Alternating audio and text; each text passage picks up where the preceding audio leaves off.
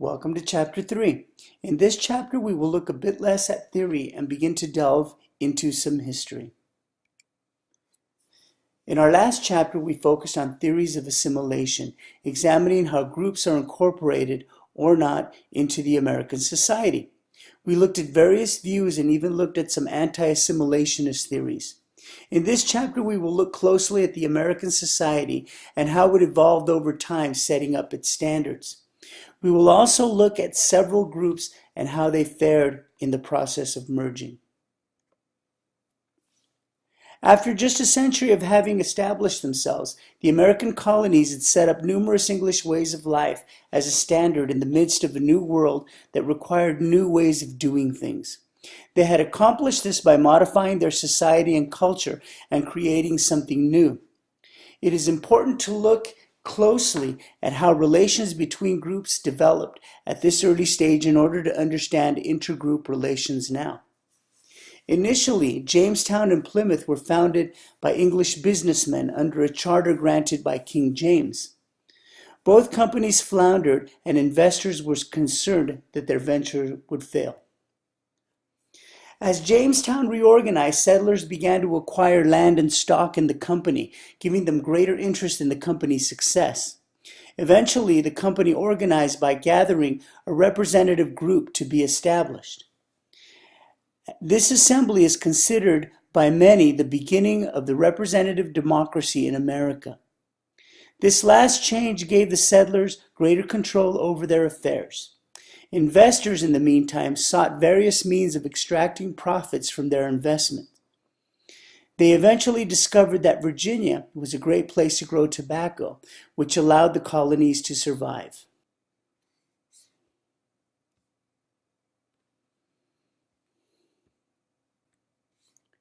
When Plymouth was founded, the Pilgrims brought with them not only their English ideas, but their religious ones as well. Their escape from the influence of the Church of England brought other settlers that sought the same religious freedom, creating the first period of heavy migration to America. By comparison, the Dutch had not fared so well in New Netherland. As the Americans moved over the territory, they took their standards with them, and they became the standards of the new society.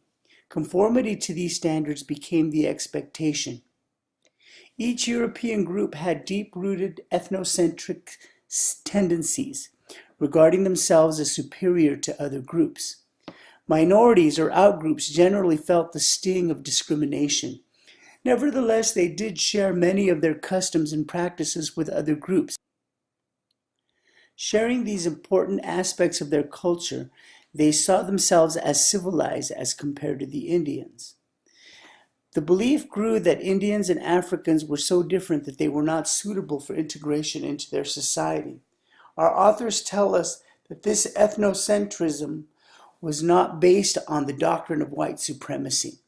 The doctrine of white supremacy, which holds that whites are biologically superior to other races, is a more modern development.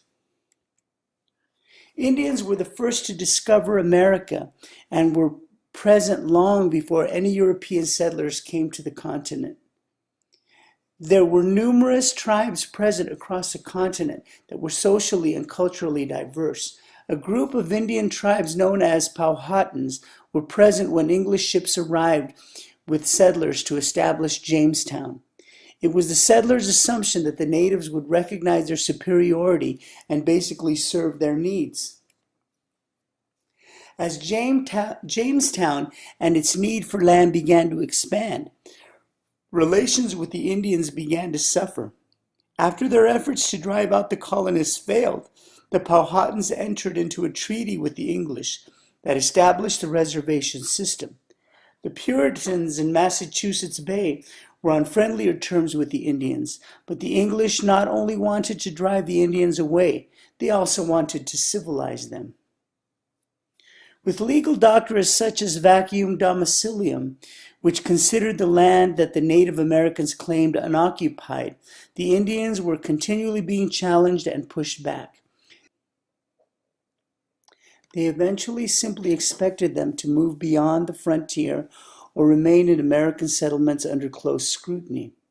This part of our history illustrates how one group's drive to become the dominant group can lead to ongoing conflict with the subordinate groups.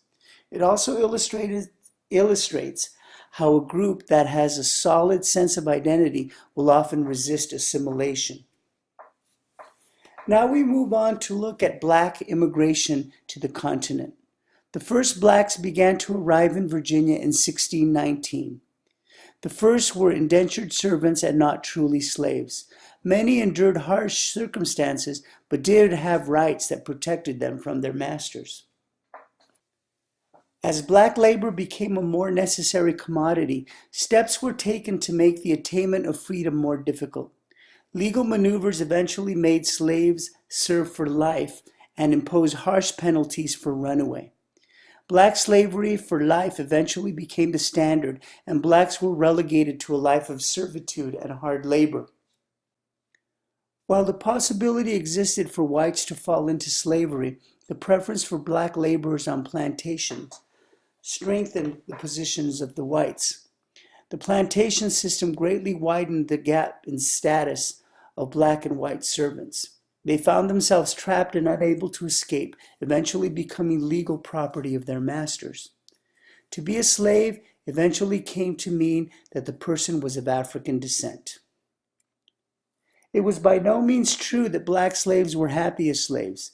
There was a great deal of resistance by blacks on many fronts, including in Africa against slave traders and on ships where they captured the crews or jumped overboard rather than submit to slavery. Many integrated themselves into Indian communities, and the Underground Railroad evolved to a complex operation over time. The whites did their best to keep the slaves in check. They were not allowed to speak their own languages or to learn to read and write. They were not welcome in American society. Even after 3 generations, they were still far from merging into the American culture. By 1610, Jamestown had seen a huge influx of immigrants from Northern Ireland who were of Scottish descent. They came seeking escape from political and economic difficulties. Protestant English rule had raised rents and reduced many of them to poverty. Strangely enough, they were regarded as foreigners by the Americans, even though they were European and Protestant. They were looked down upon and seen as illiterate and filthy. Friction between them and German settlers grew due to Irish tendency toward squatting. Scotch-Irish immigration was soon discouraged in Pennsylvania. They soon began to move to the frontier areas where they had ongoing conflicts with the Indians. It was all a bit odd since they were invited to immigrate to America. They were white Protestant and they should have been ready candidates for assimilation. The Americans, however, were a bit more concerned over having to compete for land and jobs and were worried that they would not conform to their established standards. Although the Scotch-Irish clung to the values of their nationality and didn't mix well with the majority group, they eventually began to move in the direction of Anglo-conformity. Now we move on to look at the German experience. Germans and German Swiss began to arrive in Pennsylvania around the same time as the Scotch-Irish. They stood out a bit due to their dress and their tendency to settle in groups in rural areas. They also worked hard to maintain their language and their ways. They were also accused of squatting, and the fear was that they would set up their own state and Germanize the Anglo-Americans. The differences in their culture and the mutual suspicions caused them to dig in their heels and keep to themselves. They organized themselves and remained apart from the mainstream culture in almost every aspect of their lives, even beyond the 3rd generation. Although the German groups resisted merging with the mainstream culture, there were many important similarities between them and the Anglo-Americans. Most of the key players in the American Revolution were members of the Anglo-American group. The course of historic events worked in favor of Anglo-American ethnicity becoming the standard of America.